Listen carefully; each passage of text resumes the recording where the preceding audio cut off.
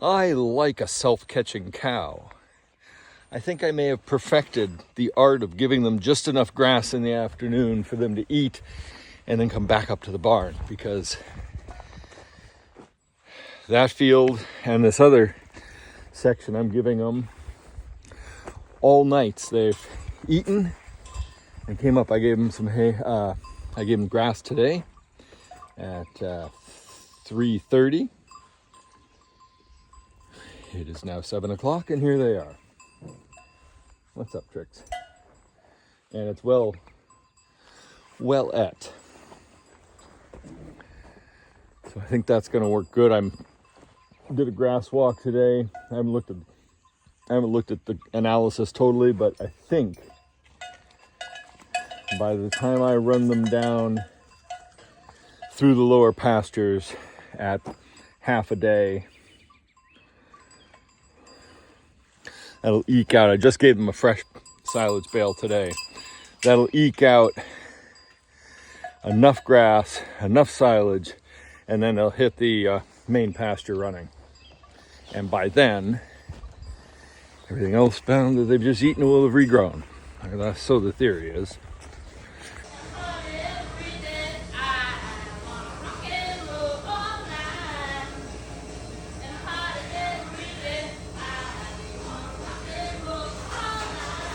My phone's almost dead, of course, 'cause it's the end of a long day, about 9:30. I'm just done milking. I'm about to feed calves. I put Bramble in the pen last night because she looked like she was close to being due, and her due date's actually Monday, I think. It's Friday. And I checked on her before I started milking, and she was just laying down, didn't look like she was doing anything. Allison says she's had a calf. So I'm gonna go feed the older kids, and then we'll look in on Bramble's calf.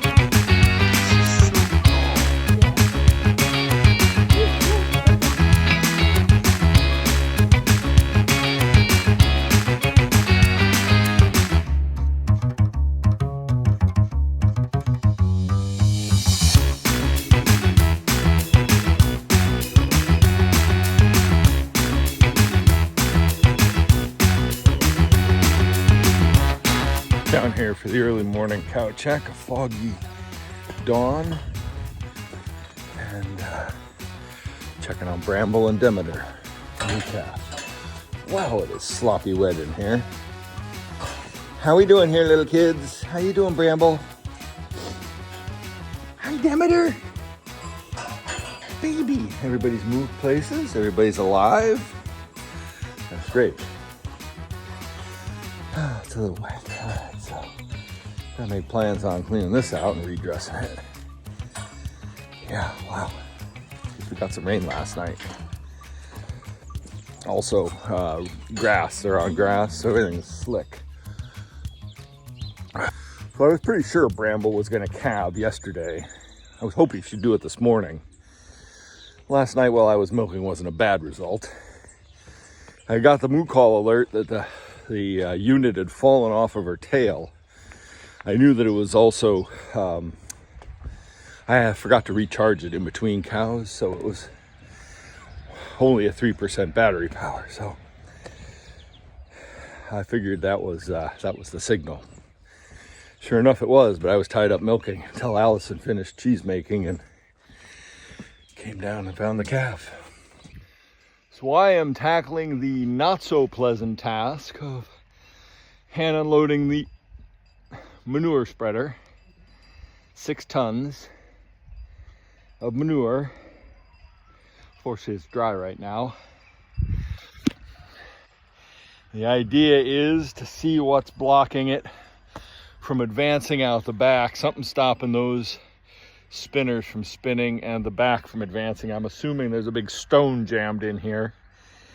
If that's not the case, then I've stripped out the gearbox, and to repair that's worth more than the machine is worth. I got 15 loads out of it. I don't know, was that worth 850 bucks?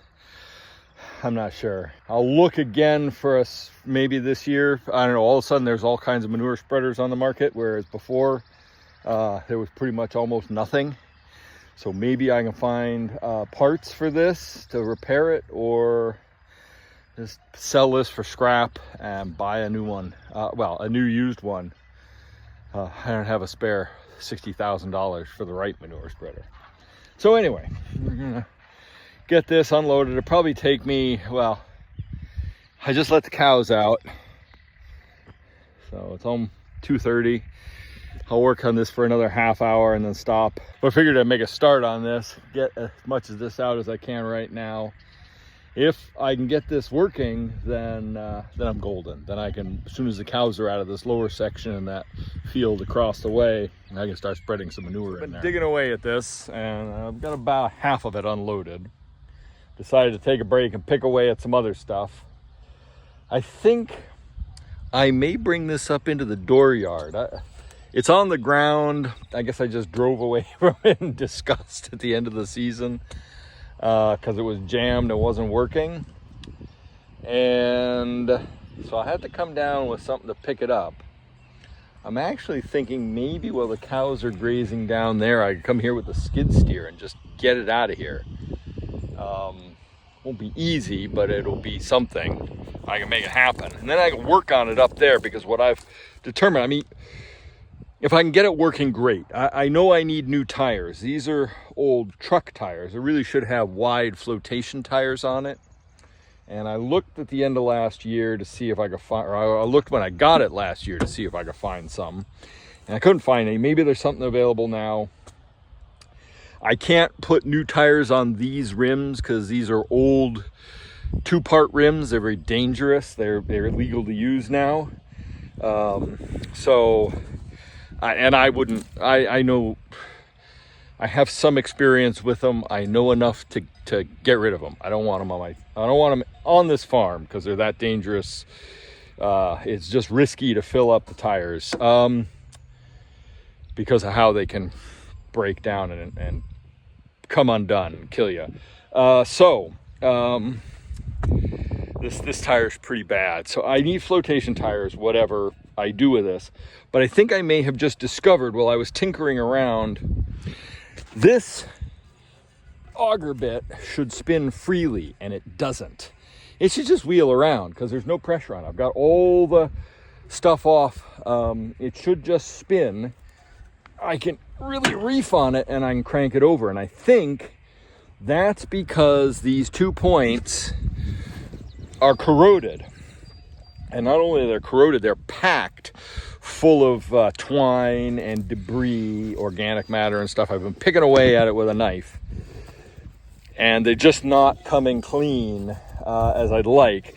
Plus, both Zerks, I remember greasing this when I very first started, but I put 15 loads out and then it broke. So it could just be that this really needs a lot more grease than I was giving it, and that twine and debris clogged it up and caused it to not work.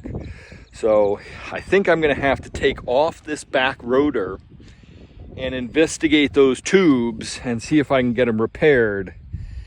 And when this is off, I can also see if I can move the bed. Because if I can move the bed without this agitator, then that means the gearbox isn't ruined. And just means that it was fighting the resistance of this auger, which should really spin much more freely.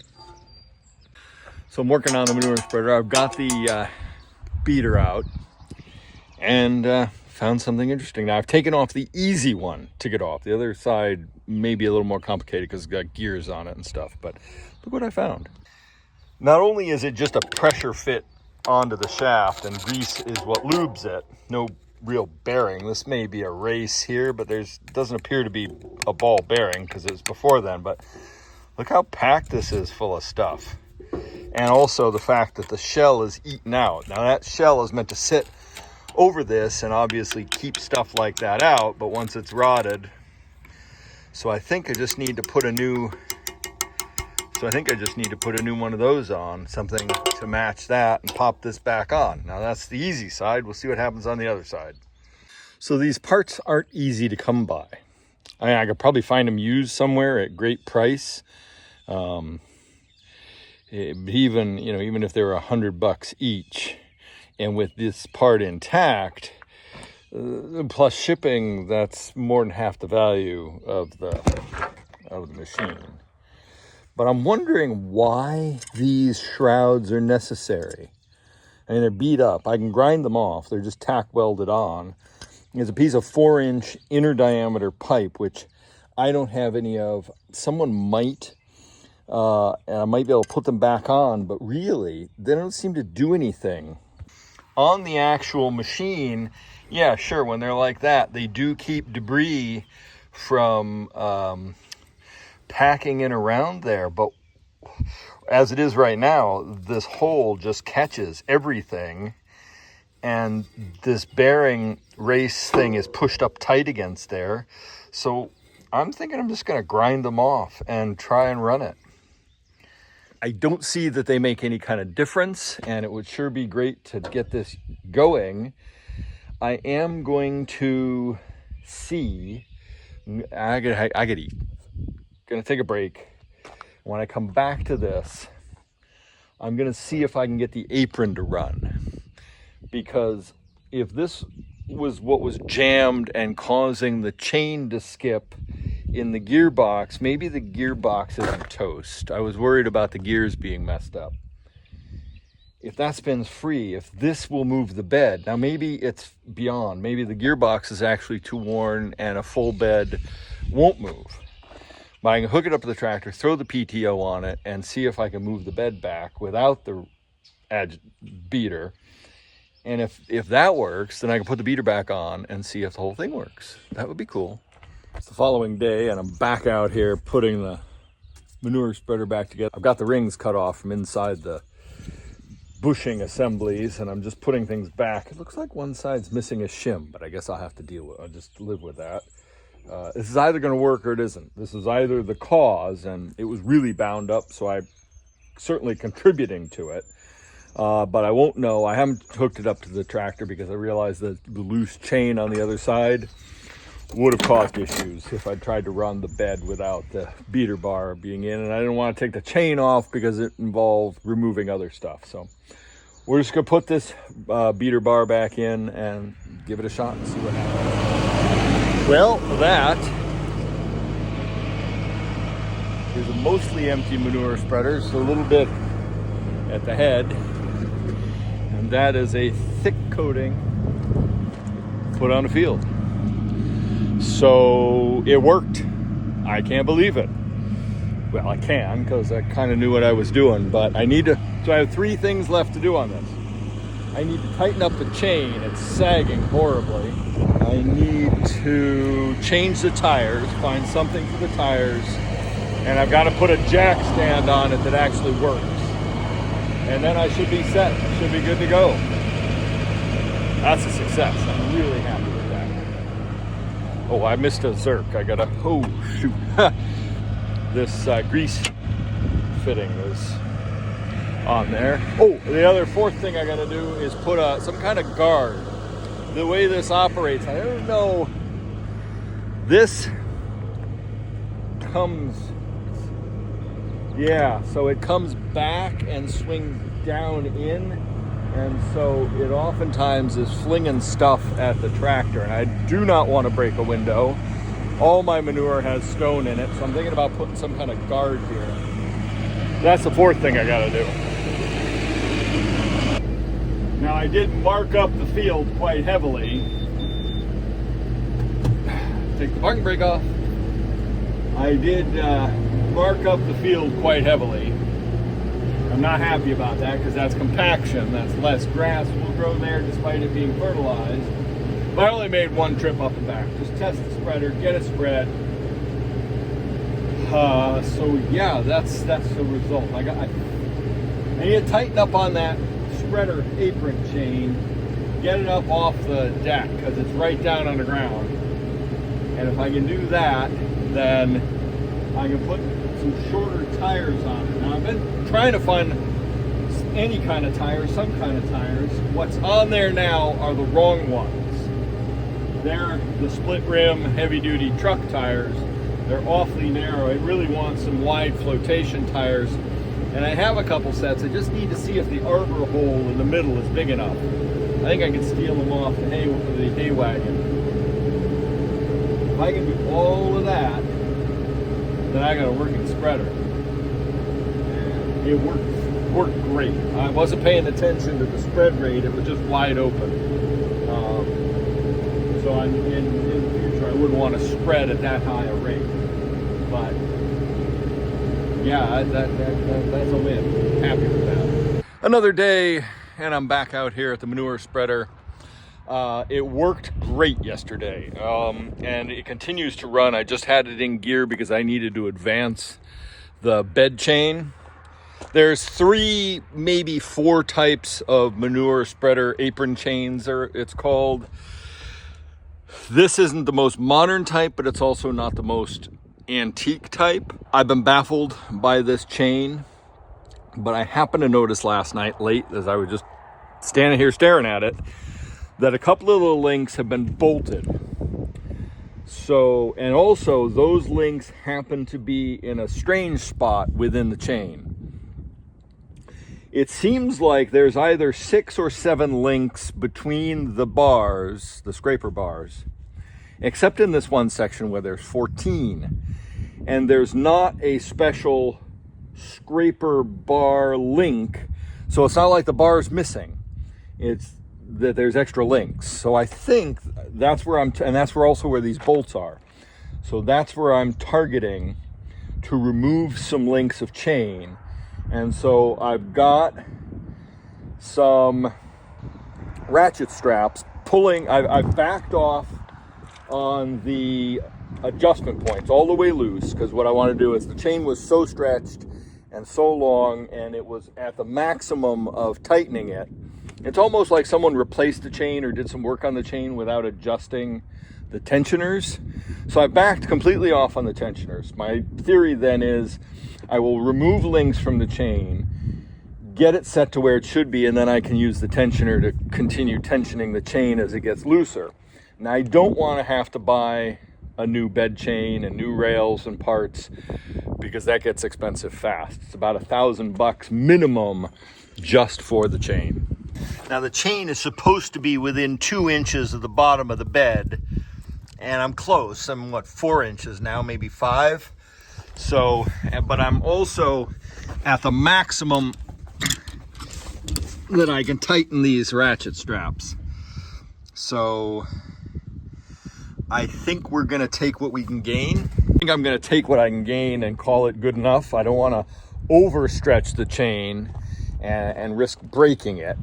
The bolts over there give me hope that I can just take those off and shorten and remove some links. Now, this chain looks like the kind that is meant to be split apart and then clamped back together, but I like the idea of the bolts. So I am going to first loosen those 2 bolts, see what I can see. I've seen a few ways of doing this, but the ratchet straps seem to make the most sense for me, because that gets me the tension I need down below with the tensioners all the way backed off. And so I should be able to see immediately how many links I need to remove. And it may just be 1, 2, or 3, and maybe as many as 5. I don't know until I do it, but I think this is the way forward. I'm gonna pick, I have to pick a place to cut the connector bars and leave the links intact, because I want to have repair links if ever, but I also want to make this as clean a possibility. So I'm going to start by removing I want to make this as clean and easy a task, and not leave any worn. Okay, so here in this section I just discovered on this side not bolts, but 2 pins with cotter pins, which is also how it should be for the master link. So I'm going to go ahead and remove that master link on each side, see where I need to go. I may have to go, well, yeah, I don't know. If I've got the master link with the cotter pins, then I don't need to go get more bolts. I just leave them. I'll just take them out and leave them.